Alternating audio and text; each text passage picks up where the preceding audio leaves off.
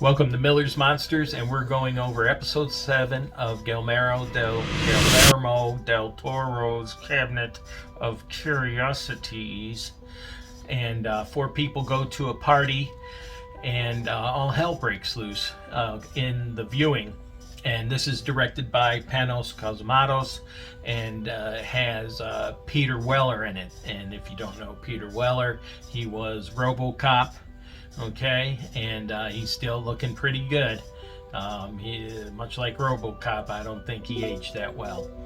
Take a moment, hit the subscribe, hit the like, share this video if you will, and leave me comments.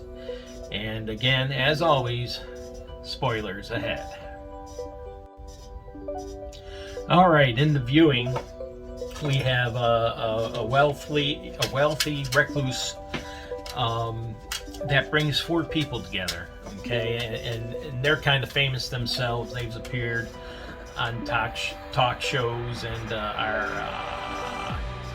are experts in their own field that this recluse admires.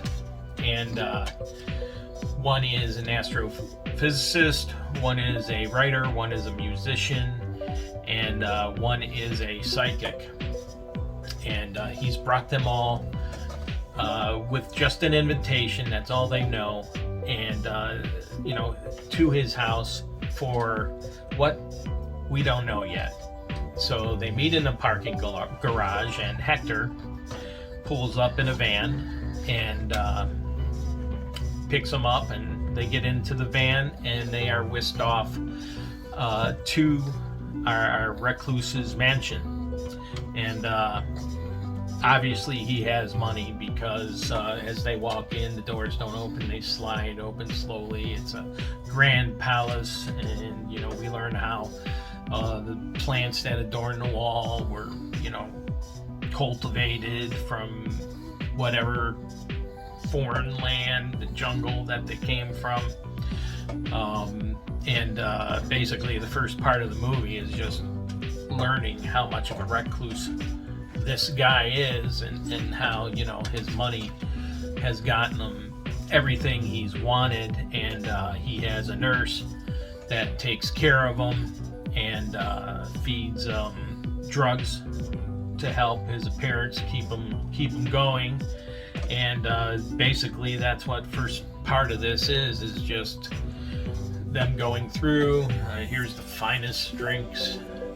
They have a drink, and he's gone out and figured out what their favorite drink is, and he has it prepared for them. What their favorite cigarette is, he has it prepared for them. Obviously money's no object, and this guy can buy or can do anything that he wants to.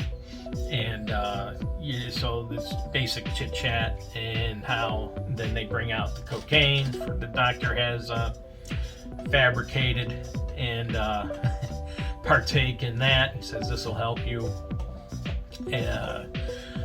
be at your peak when you get to see what I've asked you here to see. And that's the first chance, or the first time we hear about that he's brought them here for a reason, and wants to show them something. So we go on minor chit chat, and finally says it's time for me to show you what you've come here for. And after everybody's had a drink, a smoke, they pass the J around, and did a little cocaine, and everybody's loose, relaxed. And really the first part of the movie, or this episode, I liked the episode. I didn't, not because of what it involved, it just took to it was just an intro basically, and just to show how eccentric this guy is, and how he can just get anything that he wanted. So finally we're in the room. Finally we get to see what he's brought him here for, and it looks like a big black rock, but it's not an ordinary black rock. It's pretty adorned with, designed, and kind of reminds you of the skull of the alien. You know, it has part alien, part predator kind of feathers back here, much like my hair did back in the day when I had hair. And, you know, rims out here and just knobs everywhere. And unfortunately, you know, the musician decides he's going to light up a cigarette, and you know, he's told, hey, there's no smoking back here. And so, you know, they're still talking about it, how amazing it is, and the psychic says, oh my god, it's emanating power. So at this point, our two escapees are running for their lives. We flash back into the room, and our wealthy recluse is sitting on the ground, unable to move. And now this turns into a Blob movie, where the alien kind of disintegrates into a goo and inches towards our wealthy recluse there and engulfs him. And so now Hector, who's here, you know, trying to save his boss, comes running into the room, and we see that the mass has totally engulfed his boss and has taken his form, and Hector's tries to shoot it. Bullets go right through it, and obviously Hector's not long for this episode anymore, as he's zapped by the alien. And our other two, we go back to the other two who have escaped, and they manage to get away and, you know, stop and just look at each other, and they can't believe they got away. And you're waiting for the other shoe to drop, that all of a sudden this alien pops in over there and kills them both.